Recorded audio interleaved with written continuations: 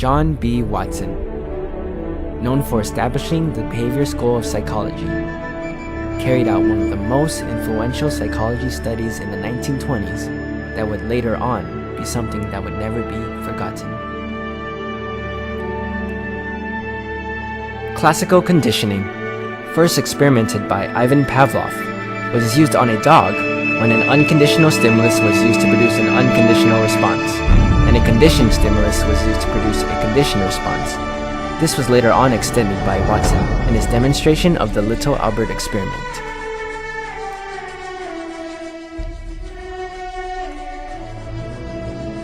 In Watson's experiment, a little baby Albert was used to be conditioned. He was born to a woman who was a nurse in the Harriet Lane Home of Invalid Children. Although raised in a hospital environment, Albert developed normally and was very stable. Ivan Pavlov was indeed able to condition a dog. Could Watson now do the same thing in humans? Now to the actual experiment itself. First off, Watson presented little Albert objects that he was not afraid of, objects that Albert initially liked. These included fire,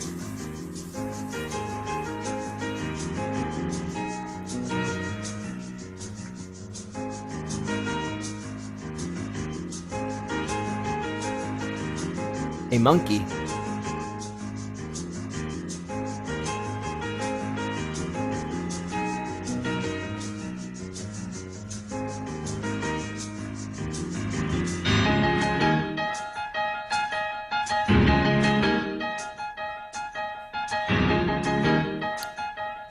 a dog,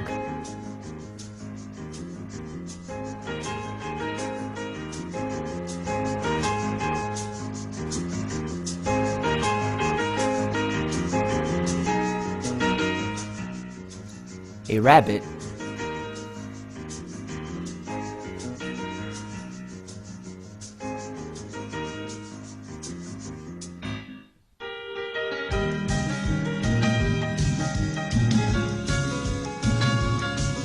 and finally, a white rat. Albert in particular liked the white rat. From all these clips, notice Albert's positive reactions. And now comes the conditioning. To start off the conditioning, when Albert reached to touch the rat, a loud bar was struck whenever Albert reached for the rat. Here, Albert first off fell forward and was startled, but he did not cry yet. But he reached for it for a second time and heard it, and then he started to cry. Watson had indeed conditioned a fear response in little Albert. Albert was then shown a rabbit. He immediately cried and got as far away as possible from it. Then a dog was also brought in. Albert did not cry right away. He was acting cautious, and it was only when the dog came right up to his head that he began to cry and tried to get away from it. After this, a seal fur coat was brought in. Albert turned away from it and was agitated.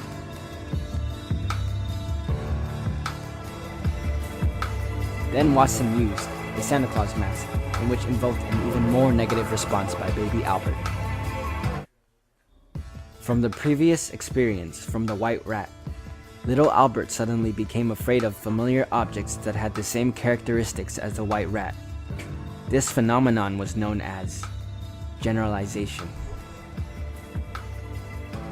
Watson then wanted to test whether the reaction would carry over in a different setting.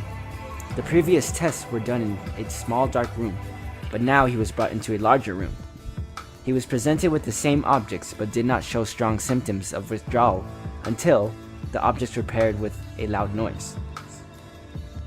Watson now wanted to see if fear could remain in Albert over a period of time, so Albert was brought home and returned in 1 month.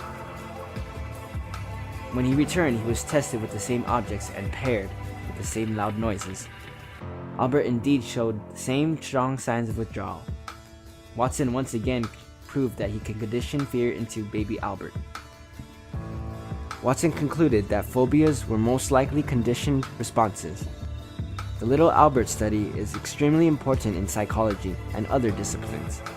It has inspired other important researchers of the past and continues to impact the direction of the psychological investigation today. And blues. Opponent process theory tells you about vision, less complex than math and cellular division. Hering said there were 3 pairs of color receptors, including red, green, yellow, blue, black and white colors.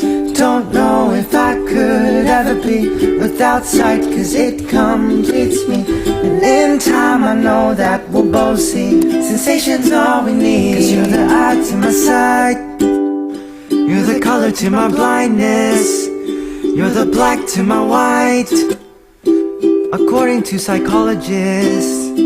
Cause you're the eye for me, and I'm the eye for you, You take the both of us, and we're the perfect two.